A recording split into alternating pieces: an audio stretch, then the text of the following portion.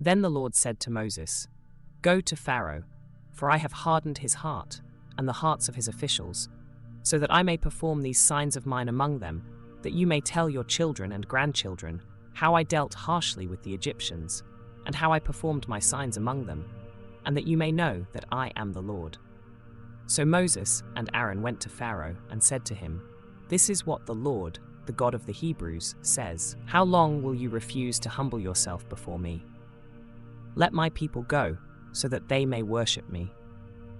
If you refuse to let them go, I will bring locusts into your country tomorrow. They will cover the face of the ground so that it cannot be seen.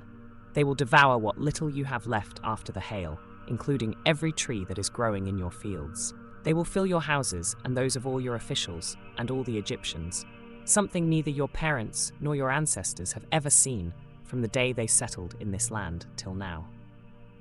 Then Moses turned and left Pharaoh. Pharaoh's officials said to him, "How long will this man be a snare to us? Let the people go, so that they may worship the Lord their God. Do you not yet realize that Egypt is ruined?" Then Moses and Aaron were brought back to Pharaoh. "Go, worship the Lord your God," he said. "But tell me who will be going." Moses answered, "We will go with our young and our old, with our sons and our daughters, and with our flocks and herds, because we are to celebrate a festival to the Lord." Pharaoh said, "The Lord be with you, if I let you go, along with your women and children. Clearly you are bent on evil. No, have only the men go and worship the Lord, since that's what you have been asking for." Then Moses and Aaron were driven out of Pharaoh's presence. And the Lord said to Moses, "Stretch out your hand over Egypt, so that locusts swarm over the land, and devour everything growing in the fields, everything left by the hail."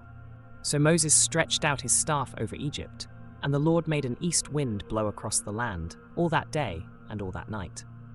By morning the wind had brought the locusts. They invaded all Egypt and settled down in every area of the country in great numbers. Never before had there been such a plague of locusts, nor will there ever be again. They covered all the ground until it was black. They devoured all that was left after the hail, everything growing in the fields and the fruit on the trees. Nothing green remained on tree or plant in all the land of Egypt. Pharaoh quickly summoned Moses and Aaron and said, "I have sinned against the Lord your God and against you. Now forgive my sin once more, and pray to the Lord your God to take this deadly plague away from me." Moses then left Pharaoh and prayed to the Lord. And the Lord changed the wind to a very strong west wind, which caught up the locusts and carried them into the Red Sea. Not a locust was left anywhere in Egypt, but the Lord hardened Pharaoh's heart, and he would not let the Israelites go. Then the Lord said to Moses, "Stretch out your hand toward the sky so that darkness spreads over Egypt, darkness that can be felt."